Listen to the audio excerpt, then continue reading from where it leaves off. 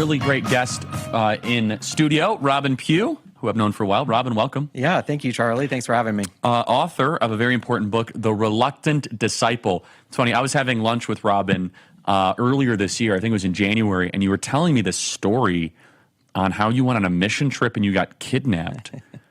And I was like, you need to write in a book. You're like, actually, it is in a book, and you're writing it. And so tell us about this. I mean, it was the impetus of this book, and you almost died. You got kidnapped, and it was this divine intervention. Tell us all about it. Yeah, so the book, The Reluctant Disciple, is a fictional parable that is based on just this true story that you're mentioning. So in 2007, headed to Africa on a missions trip with our church, and it's a very long story, but the crux of it is we were coming out of the bush after a welcome celebration for the village that we were going to be serving for 10 days, Jathini, about 5 hours from Nairobi at the base of Mount Kenya.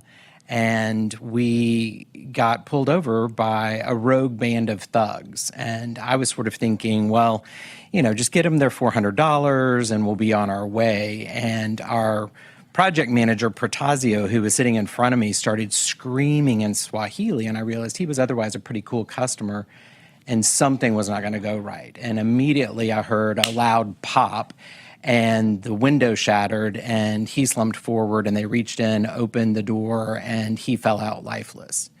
So the whole time I thought that they had shot the gun and that he was dead or dying. What had ended up happening, just to suspend, you know, all the suspense, was that they had broken the glass with the butt of the gun and knocked him out. And so what happened was they started tapping on my window, and I really looked away because I was trying to disappear myself.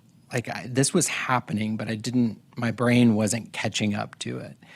And so with my own free will, I literally had to reach over and unlock the door because I had seen right in front of me what would happen if I didn't obey.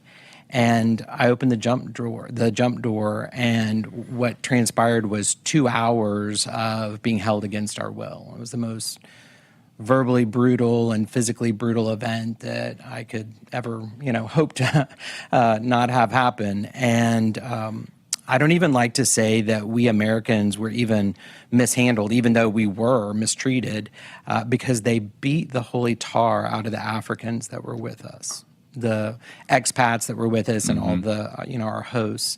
And so that was really, problematic, but it just showcased the evil. And anyway, at the very end, or what ended up being the very end, they stood us up, did a very official police pat down and said, "We will not hurt you." And they laid us face down in the ditch by the side of the road. And so how did that segue then into the book? Yeah.